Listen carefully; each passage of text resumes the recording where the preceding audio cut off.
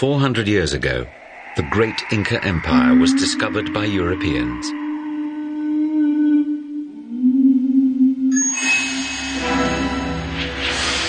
The Spanish conquistadores were some of the most feared warriors of all time. Now, a handful of these intrepid soldiers were about to take over a nation of millions.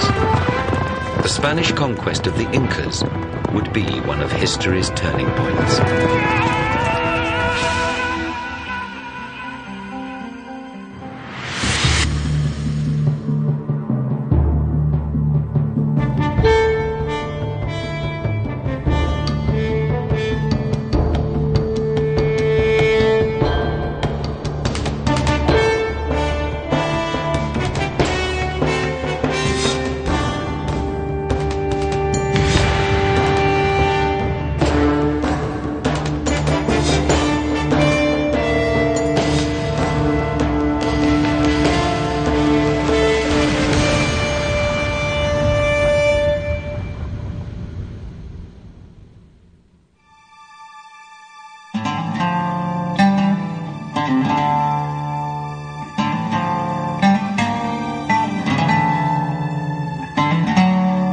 Comrades and friends, you have a choice. Return to Panama to be poor, or come with me to Peru to be rich. Which best becomes you as good Spaniards? Francisco Pizarro's men were conquistadores, a group of men hardened by the battles to rid Spain of its Moorish invaders and fresh from conquests over the Aztecs in Mexico. Under Pizarro's leadership, this tiny expeditionary force of 170 soldiers and adventurers began their hazardous climb into the heart of the Inca Empire.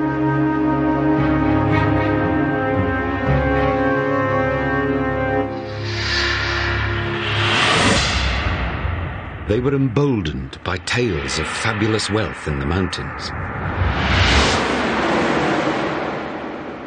They did not know it, but gold and silver were plentiful beyond their wildest dreams. Gold was used to make drinking vessels for the elite, as well as for the jewelry that adorned them. This was a complex and sophisticated society. With a well-trained army, which had already conquered much of the 3,000-mile Andean chain, it was like a Roman Empire in the South American mountains.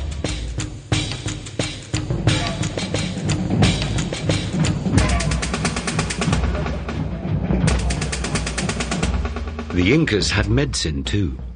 Later scholars would find that wounded warriors were given surgery for head injuries.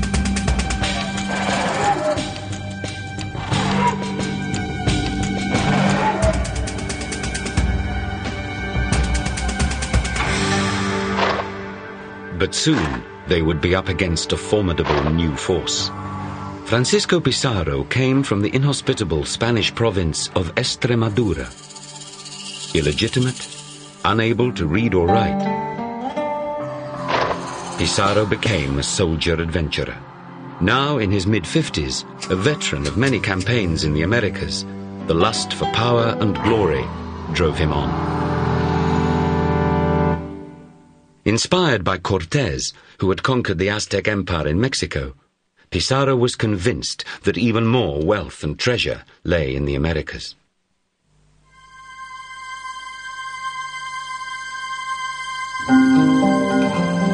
Pizarro had carefully hand-picked his men. Many were from the same few villages in Spain, and 3 were Pizarro's half-brothers. Armed with swords and lances, and protected by strong but lightweight armor, Pizarro's men were a highly mobile and deadly force.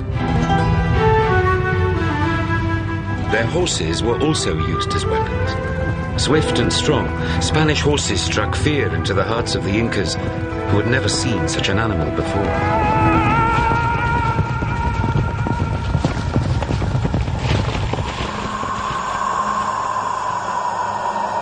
Legend has it that the Incas, having seen strange patterns around the moon, were expecting disaster. It is an omen, A cruel war will tear apart the descendants of our great Inca. Then all will vanish in smoke.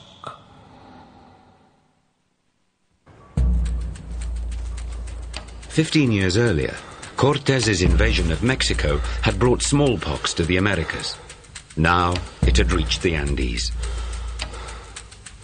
A great pestilence is sweeping the realm. None are immune. The Inca himself is dying.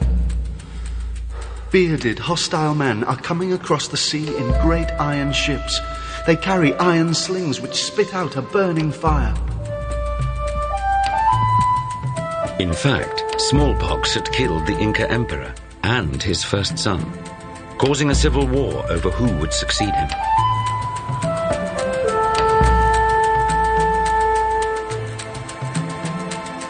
It was in the aftermath of this civil war, between two other sons, Huáscar and Atahualpa, that the Spanish entered the Inca Empire. As they journeyed up into the mountains, much of Peru lay in ruins.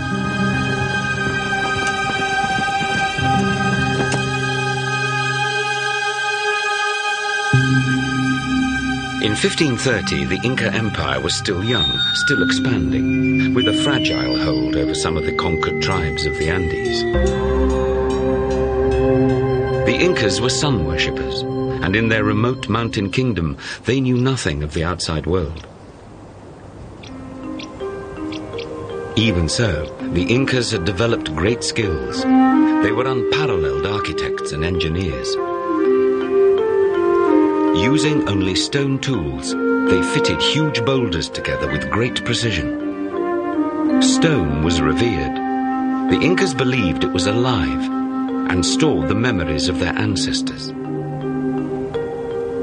The Incas had not discovered keystones to build round arches, so they used trapezoidal arches with large lintels instead.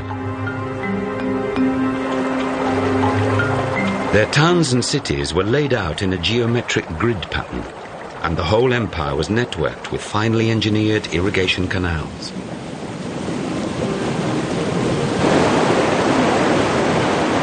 Inca society was hierarchical, controlled by a small elite of noble families.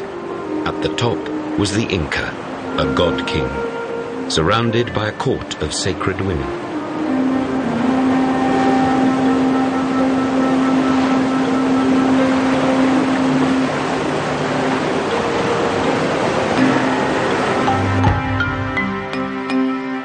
When an Inca emperor died, he was mummified and brought out on ceremonial occasions as if he was still alive.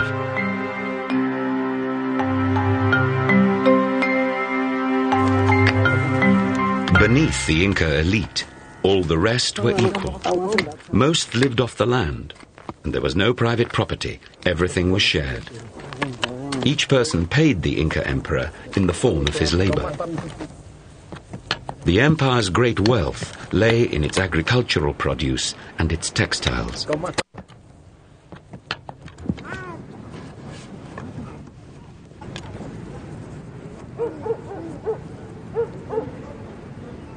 Over 10 million people were crammed into the habitable valleys. The Inca population was so dense that every available piece of land was cultivated. Even hillsides were terraced and irrigated to grow corn and potatoes.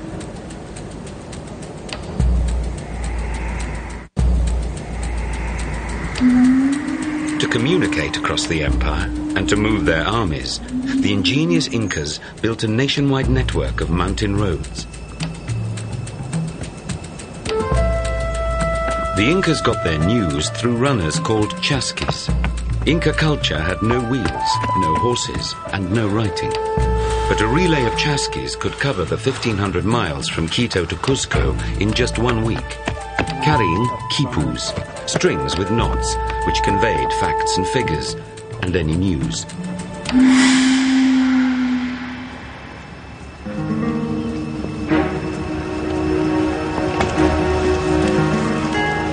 Bad news was on the way. They were about to be discovered by Europeans. The conquistadores were devout Catholics and staunch royalists. All their missions were in the name